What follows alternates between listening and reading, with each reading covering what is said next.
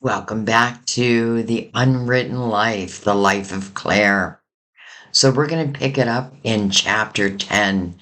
And in chapter 10, we are going to talk about the lovers again, but there's a reason. So, we're calling this the Lovers Ascendant. The Justice chapter had left Claire feeling lighter, cleansed by the act of facing and untangling old family knots.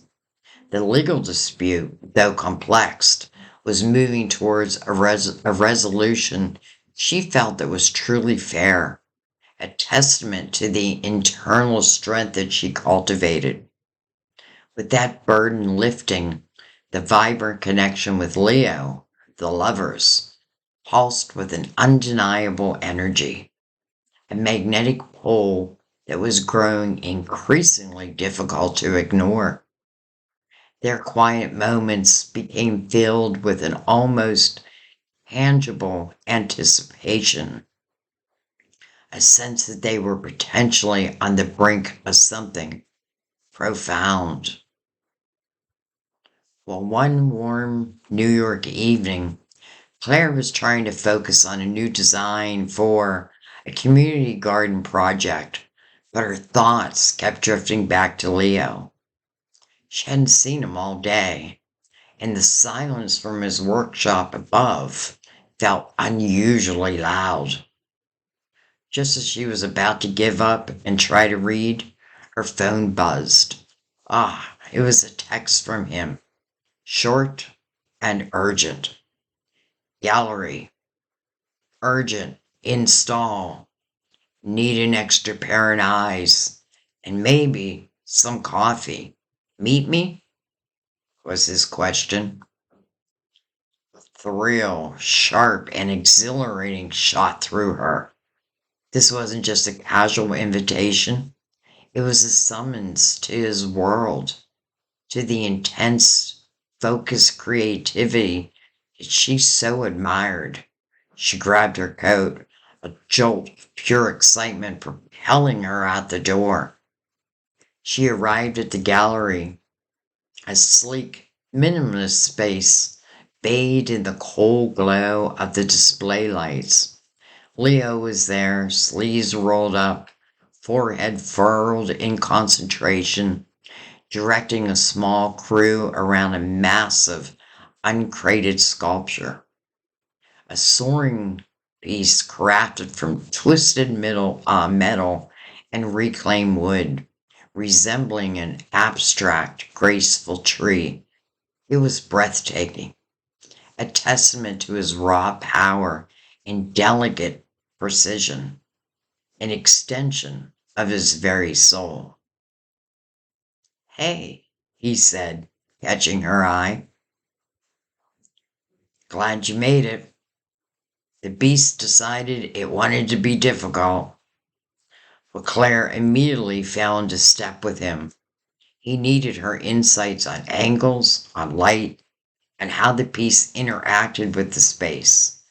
She found herself seeing through his eyes, anticipating his needs, her own creative instincts sparkling in sync with his.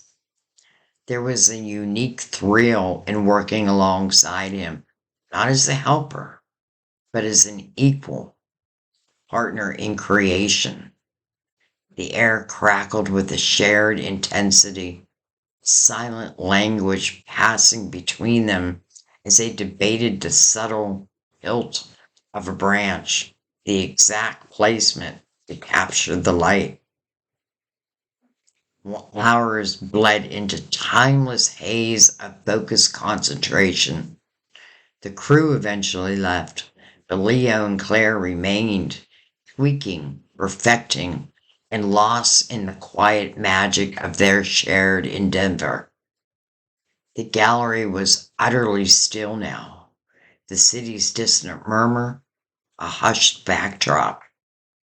Only the soft click of Leo's tools and their low murmurs broke the silence.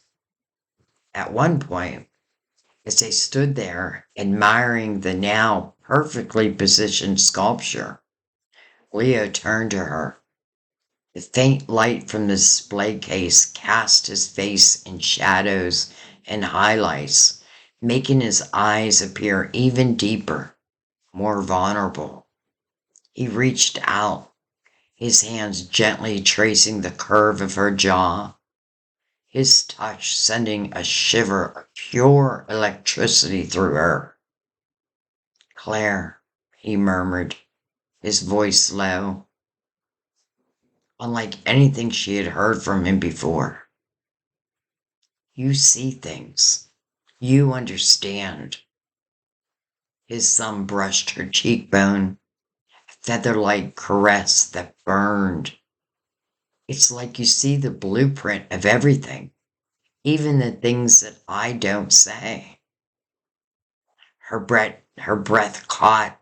His confession, so raw and honest, shattered the last remaining walls around her heart.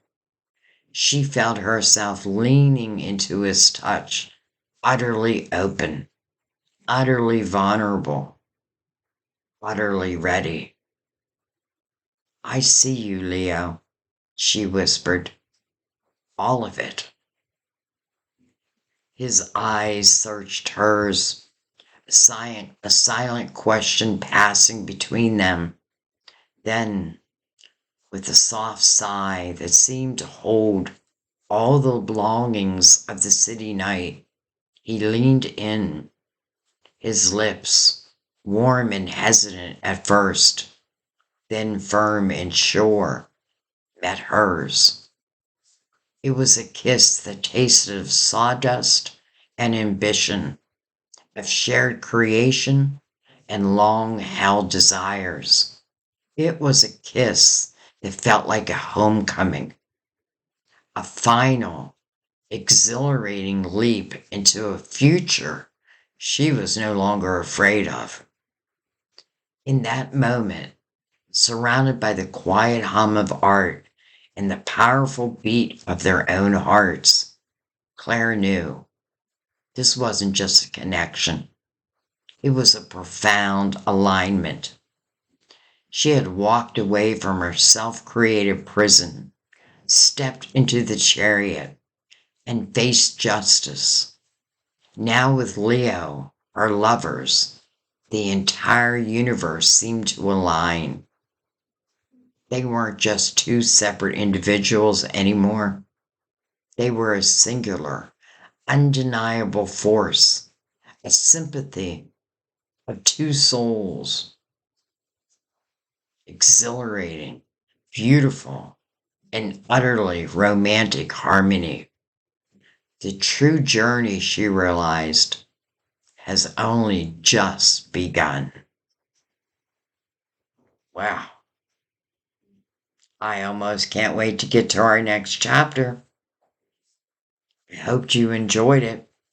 Our next chapter will be chapter 11, and I think I'll title it Temperance's Steady Pour. So I'll see you there. I hope you enjoyed this one. Bye-bye.